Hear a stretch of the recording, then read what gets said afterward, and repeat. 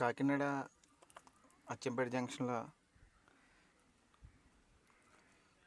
దొరబాబు గారి హోటల్ అని ఉంది కదా, చూడండి అక్కడి నుంచి తెచ్చిన పార్సల్.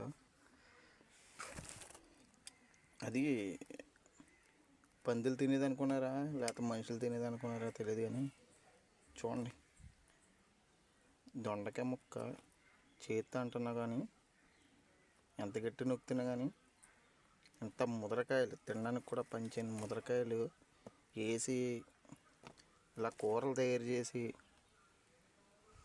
అన్యాయంగా డబ్బులు సంపాదిస్తున్నారు. తినడానికి పనిచేయదు ఇది. చూడండి ఇలా తీగల కింద వస్తుంది. అసలు బెండకాయ ఎలా ఉందండి ఇది? అసలు ఇంత అన్యాయమా? పార్సల్ 80 రూపాయలు తీసుకున్నారు. దొరబాబు గారి హోటల్ ఏదో ఉంది కదా, అసలు వెళ్ళకండి అక్కడికి.